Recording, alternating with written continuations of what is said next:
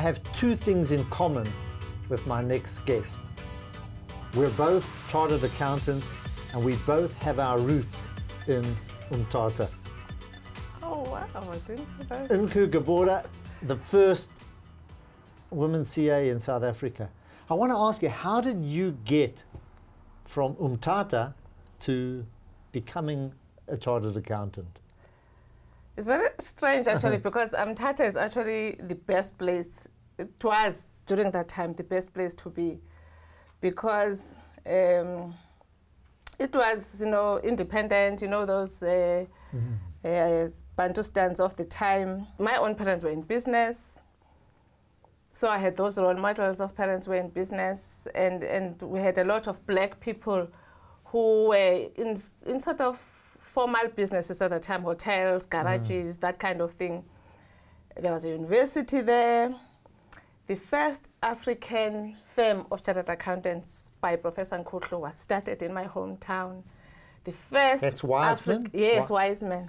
The first African chartered accountants after him were also in that hometown. So I had so many role models all around me. It's interesting to see what attracted you to that. I didn't actually even know that there was such a profession. Okay. And so I wouldn't have chosen something that I didn't know. But again, I was working, part-time in my father's panel beating shop, trying to figure out what am I going to do with my life. And my father's, the successful people in our community were doctors, so my father was saying, you must be a doctor, at least I was the bright one in the family. But I was not really keen on it, but I didn't know what I wanted to do. And then I was doing this part-time work, working as a bookkeeper in the panel beating shop. And then there were these chartered accountants coming, to do our books and the audits and things like that. And I said, yes, Dad, I know what I want. I know what I want now, because I really enjoyed the accounting work that I did there.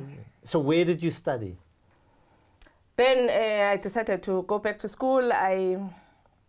All in the Transkei? All in the Transkei, yes. There was the university there. Professor Nonkululeko was the principal. So I went there to do my BCom. They kidnapped me for about 2 years, so I ended up staying there for 2 years to just lecturing as a junior lecturer. A professor was going on sabbatical. But then I remembered, no, I have a dream, guys, I have to leave you. So I went back to the profession to do my articles with KPMG in Umtata, and I started part-time with UNISA. Where did you go to from once you had become a qualified person? What made you start your firm? Because I'm sure there were an enormous amount of opportunities available to you. Yes. When I started my articles, it was 1986. And then I qualified in 1987. So as I was working along the passages of KPMG at that time, I thought, one day I'm going to have my own firm. Because it was just such a challenge, such a difficult thing. And I needed to prove to myself and others that I could do this. I didn't want to take the easy way out in life. And so I had this dream that was always at the back of my mind. And at some point in your life, you have to revisit a dream and actually start to fulfill it. So that's how I ended up trapped in private practice. I always feel trapped. Uncle, you're starting, you've got to get clients. It's so nice to be young. I'm an entrepreneur at heart, so everybody was fearful all around me, discouraging me, including my father, who was also in business, saying, why would you leave a cushy job and go and take this risk? He knew that he was going to have to sponsor you. If you were short of money, you were going to pick up the phone and say, there. Yeah, but I went into business to succeed. They were saying, you must lecture part-time, because they never thought I could succeed. But I said, no, I'm not going to have a cushy part-time job lecturing. I'm going to start this business, take all the risks, and make sure that I succeed. I'm going into this business to succeed. How are you going to compete with the big eight? Yeah. I suppose, I should have been scared, but at that time, all I could think of was that I'm going to do this. So, but fortunately, after articles, I worked at the Transkei Development Corporation. So you build a network around you, local business people. And so my early clients were small businesses within the Transkei. And I was actually fortunate at the time because, you know, I had contacts in Johannesburg, and there was an organization called Canadian Association for Black Business that was sponsoring black manufacturing companies. So we used to do work for them, and then they would pay us. So that was that check. I was always waiting for that check at the end of the month. As you know, cash flow is the big thing. Until, you know, things started to open up, the Auditor General and the Transkei started to give me work, and I was able to expand from there. How many people started with you? I mean, you had to get someone, you got to say, you want to join me? And the person's like, well, how are we going to get paid? Exactly, exactly. No, but I started, it was just myself. I mean, it's a brave start. Especially, I'm talking in the 80s. You know, you mentioned the big eight. You taking on giants, companies that have been established for over 100 years. You know, I know the accountant profession and that. So to start someone afresh is a brave decision. It was. So how many people started? So when I started, I had just myself and my PA. You know, I had to count my overheads at that time. And then later on that year, one other person joined me. So for a whole year, we were just three of us. You know, I was doing all the consulting work myself. And then, I mean, you want to succeed. So at some point you say, I know I didn't go into business just to be a small player and to start to knock on those doors. And you know, you have to knock, because I started knocking at the Auditor General, and they ignored me at first. But, you know, you keep just pushing. Is this the old, this is in the Transkei? It's in Transkei. Okay, I was going to say, in the old regime, the Auditor General, you had no chance. No, I had no chance. And so eventually, you know, they gave me 2 jobs, and to keep knocking. Out of those 2 jobs, I took a partner and one other person. And then, you know, people who quit early, you know, going into business is all about perseverance. So after 18 months, you get that agitation and to start to look for those bigger assignments. And then the rain came, you know, that big job that allowed you to expand. And I grew my practice to 2 partners and 30 staff. 30 staff, hey? Yes. 1990 or thereabouts, not a long time ago, for a business to have grown to the extent that you have. So you obviously had something that allowed you to grow. I mean, you know, people, when they entrust you to do the audit, and it takes a lot of, not courage, they've got to have confidence in you. So you obviously had inspired confidence. Yes. So when things started opening up in 1994, that's when you start to dream again, you know, to say, now I think let's position ourselves to do bigger things. So I sort of persuaded my colleagues in Johannesburg to say, let's start now a medium-sized black firm.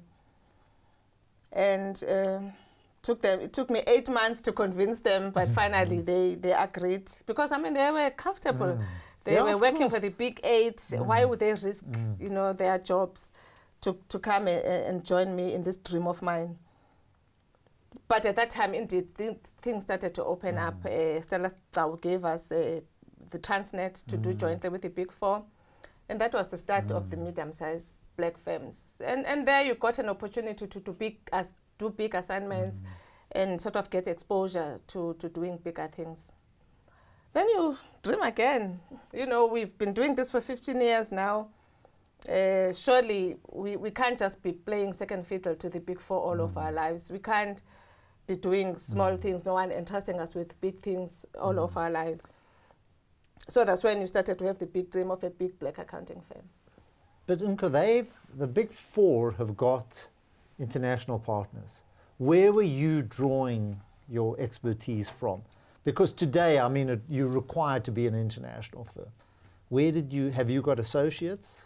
Yes, we were part of the international association called Morrison International, that is in 90 countries. That's where then you get the peers to be able to assist you with, you know, research and things like that, so that we specialize. Are you still involved today? No, I actually left them recently because, you know, I came to that place of saying, I've achieved my dream. My dream was to see a big black accounting firm. And I sort of even superseded that dream because it became the 5th largest in the country. I never thought we would even achieve that. We were expanding into the continent. I never dreamt that I would lead a firm that would be the 5th largest, expanding into the continent. And you sort of have reached the apex of your career. And I thought, no, the younger guys now can continue and I can go and do other things. Because to be honest, deep down, I was never really an accountant. I was a business person. You know the truth. I love the developmental side, and there was nothing more for me that I wanted to achieve in that. So you're still active in business? Yes, I'm still active in business. So I thought I would follow my second passion, and my second passion is really about leadership. So I'm establishing now a leadership consultancy with some partners, and really just not focusing on leadership development per se, but focusing on leadership consultants in terms of, I really believe it's all about leadership. You know, we succeed or fail because of leadership. And South Africa is in at such a crucial time in our country where we really need to invest in the leadership in the country. We need a growing, effective private sector, and we need a functioning public sector. And I want to make my contribution to transformational leadership and transformation of organization. We're going to run out of time, but I just wanted to ask you about your family, because as I'm looking at you behind, I can see a picture with 2 beautiful little girls. Yes, I've got 3 children. 3 children. Yes, and I'm very proud of, whenever people ask you about hobbies, I'm like, no, I didn't have time for hobbies. I was a single mom. I got divorced a long time ago. So I raised my 3 children alone. And for me, in spite of my business and my ambitions, I always made sure that I was a conscious parent. So I've got 3 children. One is in your area of business, is an investment banker. He's married with 2 beautiful grandchildren. Are you a granny? I'm a granny. Okay, we got 3 things in common. I'm not a granny, I'm a grandfather, sorry. And then the second one is in film production, and the last one is a lawyer. So I've paid my dues. The film production, okay, investment bankers, lawyers.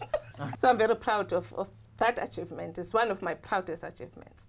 Your children? Yeah, my children, yes. Cool, we're going to have to leave it now. It's been wonderful to sit with you and to chat to you.